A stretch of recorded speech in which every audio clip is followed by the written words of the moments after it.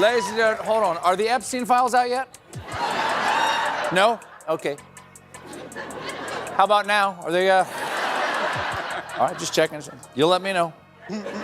Stop me in mid-sentence if anything happens over there. Donald Trump was having a lunatic meltdown all last night as his supporters are loudly turning against him. So Donald Trump decides, let me take it out on the Somali population in Minnesota and tell the 705 Somalis that have temporary protected status in Minnesota, I'm revoking it. And Donald Trump's like, the Somalis are all involved in fraud. I'm targeting Somalis in Minnesota. Okay. Well, this follows Donald Trump inviting Zoran Mamdani into the White House.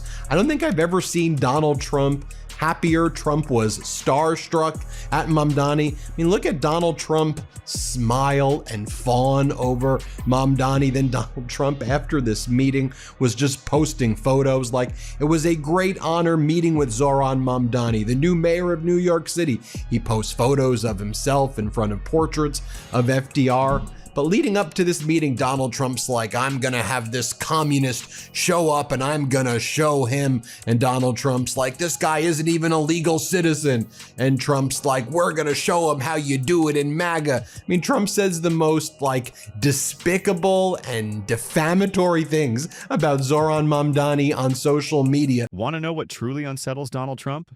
It's not losing elections. It's not facing indictments. It's not even declining approval ratings.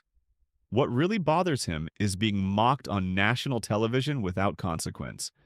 And no one has managed to irritate Trump more than Stephen Colbert. This is the story of how Colbert steadily challenged Trump on late-night TV and endured Trump's attempts to silence him. Because yesterday, after months of Trump fighting tooth and cankle to hold back the Republican Party from doing the right thing, he just went ahead and gave up and signed the bill to release the Epstein files. Yeah. One day you're going to have a very complicated conversation with your grandchildren about why you just cheered. This is such a difficult moment for Trump. We don't know if he actually signed the bill himself. He might have just used his mechanical signature machine, the auto pube, because... But then when Mamdani's there in person, what does Donald Trump do? Donald Trump smiles, and it's so great to see you. Trump was starstruck. By the way, similar way that Donald Trump deals with California Governor Gavin Newsom, right? Trump would be like, Newsom, he's the worst governor, Newsom this, Newsom that. And then when Donald Trump visited California, remember during the wildfires where Trump was spreading all of those lies, and California Governor Gavin Newsom was standing right there on the tarmac, taller than Donald Trump, stronger than Donald Trump. He shook Donald Trump's hand, and then he just kind of gave a little fist bump into Donald Trump's chest, and you saw how weak Donald Trump is. And Newsom's like, you want to tell the press, Newsom, you want to go out and say those things? Go ahead. And Donald Trump, when he was actually there dealing with the confrontation, he couldn't handle it. He wasn't confrontational. Trump backed down. I think it's Governor Newsom is so right when he says, you know, Donald Trump is weakness masquerading as strength, but it's not even strength anymore that's being masqueraded as. Colbert continues to deliver some of the sharpest critiques of Trump's presidency we've seen. It's a clear example of how to stand up to a bully who happens to occupy the Oval Office. Before diving into the details of Colbert's ongoing battle with Trump, make sure to subscribe. We're tracking every act of resistance against this administration, and you won't want to miss what's ahead. Let's rewind to July 2025 when things took a dramatic turn. CBS stunned the entertainment world by announcing that The Late Show with Stephen Colbert would be canceled, ending in May 2026. The decision wasn't just surprising, it raised serious questions.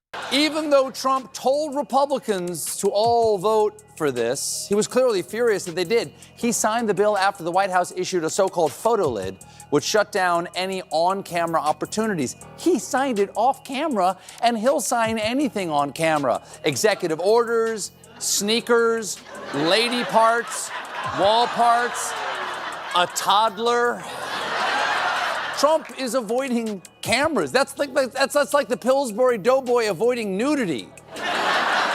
And so I think it's just important that we all exert the moral and formal authority that we have, especially heading into Thanksgiving, and stand up and push back at these weak, pathetic MAGA losers and stand behind our values as people who love democracy, people who are empathetic, people who care about the environment, who support equality, who uplift marginalized communities, who care that people get health care, that support free health care, that support free and great education, that support jobs for Americans and make sure that Americans have affordable housing. Let's stand up and be damn proud about it and stop backing down to these weak, pathetic MAGA losers. We can do it, folks. And that's what I think this week has been inspiring. When you stand up to this regime backs down. They huff and they puff and they'll blow your house down. But you want to know who the real piggies are?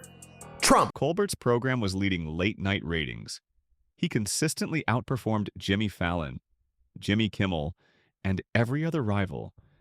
The show had just won an Emmy for Best Talk Series.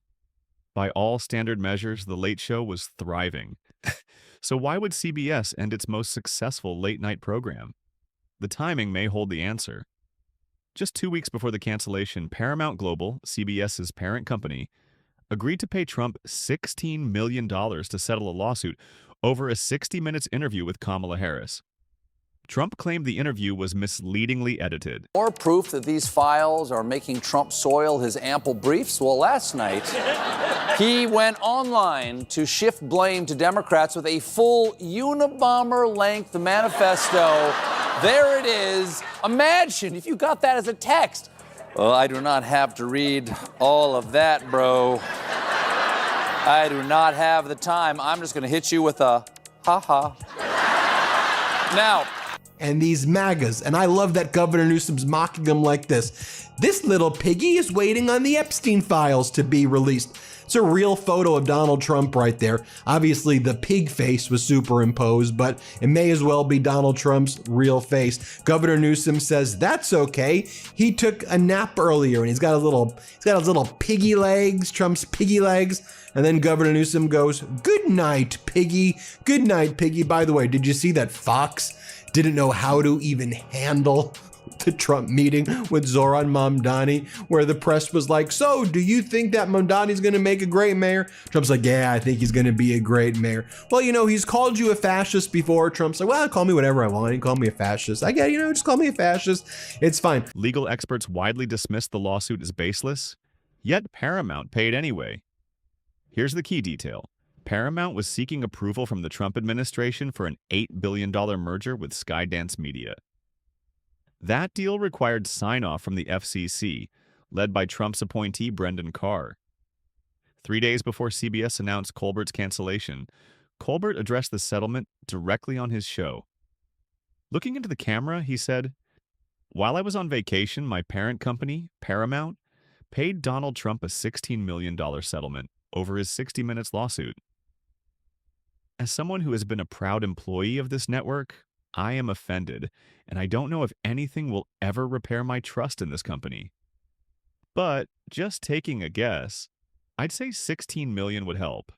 Trump tried to claim credit for the thing he desperately fought to stop. As everybody knows, I asked Speaker of the House Mike Johnson and Senate Majority Leader John Thune to pass this bill. Because of this request, the votes were almost unanimous in favor of passage. Right. So in a way, he won. It reminds me of Julius Caesar's famous last words. "Great job, Brute." Watch after the meeting, Fox is like, "Just one word. Wow." Here, play this clip. Just one word. Wow.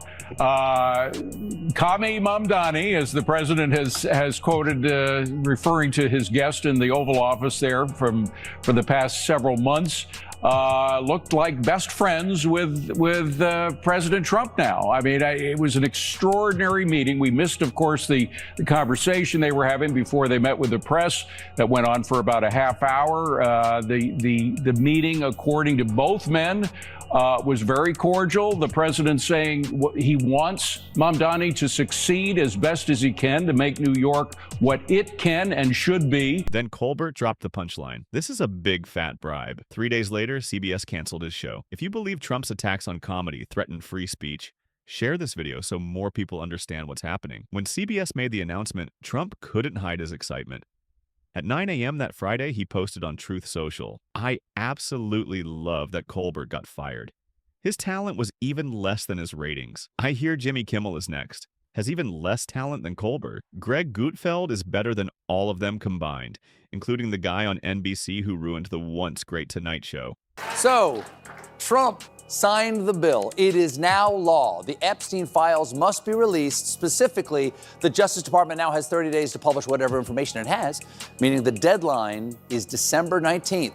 So it's going to be a very special Jake Gyllenhaal's birthday.